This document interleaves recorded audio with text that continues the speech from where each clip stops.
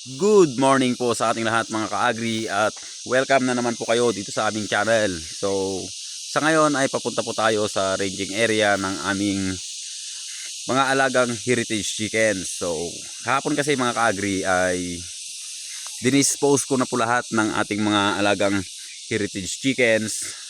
So, kahapon binenta na po natin sila lahat. Kaya itong kulungan po natin ng heritage chickens ay bakante na po. So, ang iniwan lang po natin na manok nating heritage is yung nag-isang Brahman na lang po mga ka-agri and yung mga naging offspring niya. So, ayun. So, binenta ko po yung ating mga heritage chickens mga ka-agri dahil po sa hindi na po siya masyadong mabenta dito sa amin and ang hinahanap na po sa atin ng ating mga customer ay native na manok.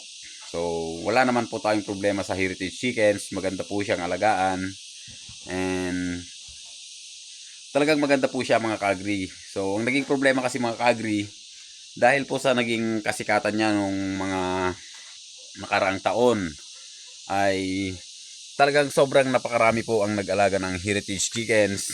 So, huli na nga po tayong nakapag-alaga. And kahit papano is nakabenta pa rin naman po tayo noon. So, ang naging problema na ngayon mga ka-agri, dahil nga po sa sobrang dami na nang nag-alaga. So, dito sa aming lugar to mga ka-agri, so hindi ko lang po alam sa mga ibang lugar. Dahil sa ibang lugar ay mabenta pa rin po yung heritage chickens. Pero sa kaso po dito sa amin mga ka-agri, ay talagang napakarami na po mga ka-agri. So, problema na po namin kung saan namin i-dispose. And yung competition po ng pagbibenta mga ka-agri is talagang napakataas na po. Mas marami na po yung nai-stock kaysa sa nabibenta. Kaya naman po, dinispose ko na lang po sila. And isa pa is, yung itlog kasi noon mga ka-agri is binibenta ko sa tindahan. Kaya okay lang sana. Kaya lang gusto kong mag-focus mga ka-agri sa native na manok. Dahil yun naman yung hinahanap sa atin ng customer. And naisip ko lang kasi mga ka-agri kaya binenta ko na yung mga heritage natin. Para yung time natin na pag-aalaga sa kanila mga ka-agri ay iano na lang natin sa ibang mga alaga natin. Ilaan na lang natin yung oras natin para sa kanila.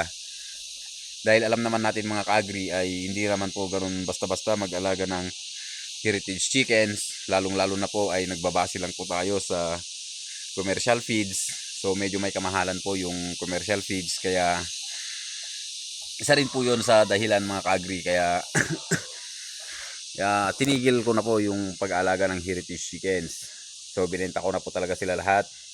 And isa pang dahilan mga ka-agri ay maglilipat na po ako ng location. So pupunta na po talaga tayo sa ating nabiling lupa. Dahil yun naman talaga yung plano namin mga ka-agri. And para hindi po tayo mahirapan maglipat ng napakaraming manok. So binenta ko na rin po. And siguro nag-ano na lang po tayo, nagiging practical dahil nga sa mayroon talagang yung mayroon talaga tayong market sa native na manok. Kaya yun na lang po yung pagtutuunan natin ng pansin mga ka-agri.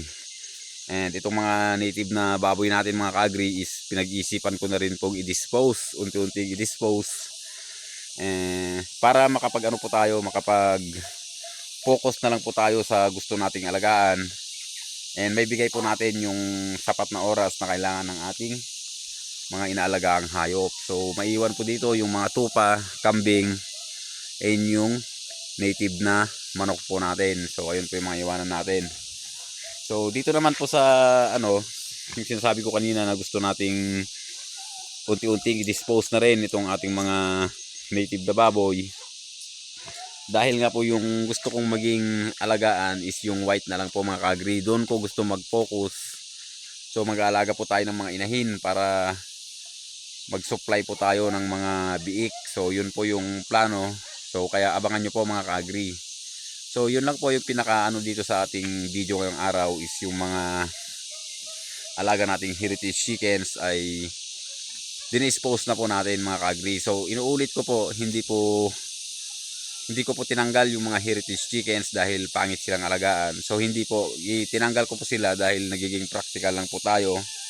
So tumal na po kasi ng bintahan ng heritage chickens dito sa atin. So malulugi lang po tayo mga ka-agri, hanggang gumagastos lang po tayo pagka makikipagsabayan po tayo sa iba. So at least yung mga malalaking farm na talagang nagpaparami or nagbebenta, sila po ay talagang marami ang customers na. Pero sa gaya natin ay tayo po ay nahihirapang makipag-compete sa kanila. And sa native na manok dito mga ka-agri is napansin ko, kokonti lang po yung competition. And sa native kasi mga ka-agri, so maraming nag-aalaga pero pangkatay talaga mga ka-agri. So yung ibebenta natin kinakatay, ibig sabihin po mga ka-agri, hindi na siya nagmumultiply. And kailangan na naman ng supply, so tuloy-tuloy lang mga ka-agri. And napansin ko dito sa barangay namin mismo, maraming nag-aalaga ng manok pero hindi sila nagbebenta, parang nahihiya sila or hindi natin maintindihan mga ka-agri. Kaya napakalaki ng potential talaga dito ng native na manok.